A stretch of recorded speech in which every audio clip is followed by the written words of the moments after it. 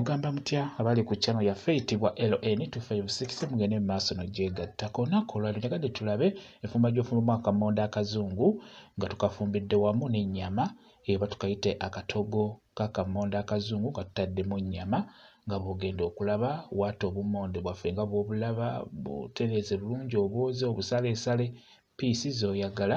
Kale tutandike. Teeka essefuliya ku kyoto oba ku sigiri nga bw'olaba, teekamu butto. Butto oyo kisinziira bummonde bw'olina bungi bwabwo. Bw'oba okuteekamu butto wakyamuka teekamu ennyama nga bw'olaba. Ennyama yaffe yeeyo. Tugenda kufumba bummonde buzungu naye nga tubufumbidemu ennyama nga bw'olaba. Teeka ennyama mu butto nga butto akyamuse nga bw'olaba, gikyusekyuse bulungi nnyo. Tusoosaamu ennyama mu butto n'oteekamu ebirungo by'ogenda okuteekamu. Taddemu buubwo obutungulu nga bw'olaba.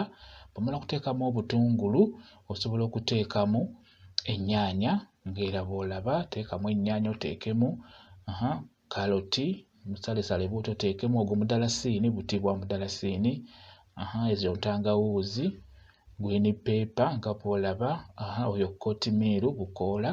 Bye birungo byaffe biteekemu mu bummonde bw'oyagala okusiika naye biteeke wano ng'okalanga ennyama eno. Tusooka kukalanga nnyama nga bw'olabye. Ennyama eno esooka n'ejja era ogirekako n'ogikyusakyusa.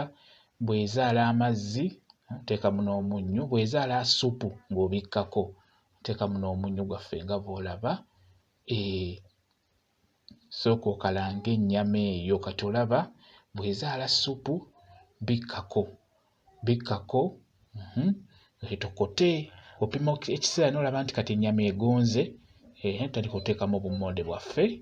Buteekemu obummonde nga bw'olaba. Kyenkola ky'oba okola. Bw'omala okuteekamu obummonde beera ng'obukyusa. Obummonde buno bukole sayizi gy'oyagala, nga sayizi eyo nga y'emu. Busaleesale mu sayizi nga nneneko nga bw'olaba. Beera ng'obukyusakyusa. Bw'omala oyo galiki, teekamu galiki waffe oyo mulungi nnyo mu kammonde ako akazungu. Oteekemu Royco, oteekemu asimanti, oteekemu akanzaali kasimba nga bw'olabye. Sigala ng'obukyusa. Tufumbye obummonde obuzungu, tubufumbiddemu ennyama. Ennyama eno gy'olina okusoosa ku muliro nga bw'olabye. Ogireka n'etokota. Kati akammonde kaffe omala okakyusakyusa, teekamu ku ssupu oba amazzi. Amazzi ago gabeere nga gakayamba okuggya. Ate era tusigazeemu n'essupu kuba akammonde akakalu tekaliika. Kati ng'ako k'obeera ofumbiddemu ennyama kalungi nnyo ne musigalamu ne ku ssupu. Bw'omala okuteekamu ku ssupu nga bw'olaba, bikkako okaleke katokote. Kati bw'olaba nga katokose beera ng'okatabulamu wansi tekasiirira kuba katera nnyo okusiirira akatogo k'obummonde ako bwe katyo. Kaba kasiirira nnyo beera ng'oyisaayo akalawo wansi. Kati awo kayidde beera ng'oggyako omuliro ku ssigiri. Kendeeza omuliro kusigaleko amanda nga matono nnyo. Okateekeko kasigale nga kaboobera mpola mpola. Kati awo kayidde, kaba kayidde bulungi nnyo awo nga bw'okalaba. Bw'omala okuggyako omuliro kazzeeko kabeere nga katokota mpola mpola, bikkako. Awo emmere yaffe ebeera eyidde. Tufumbye akammonde akazungu nga tukafumbiddemu ennyama nga bw'okalaba. Kagenda kuwoomera. Obummonde obuzungu obuwoomeramu nnyo ennyama ng'ogifumbidde wamu.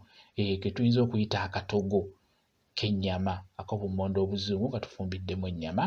Beera ng'okafumbako kajja kuwoomera. Kati awo nkafumbye obummonde babuseera ennaku zino, naguze bwa 4,000. Ndowooza mukitegeera engeri gye babuseeramu.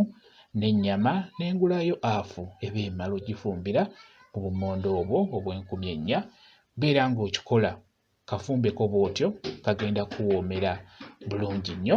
Gwe goberera vidiyo nga bw'eri nga bw'enkoze, naye bw'oba okola ofumbe akammonde ako akazungu okafumbiremu ennyama, kagenda kuwoomera bulungi nnyo. Bwe kityo bwe kiri. Mwebale kubeera ku channel yaffe eyitibwa LN256. Mugende mu maaso n'ogyegattako. Mubeere bulungi. Mweraba.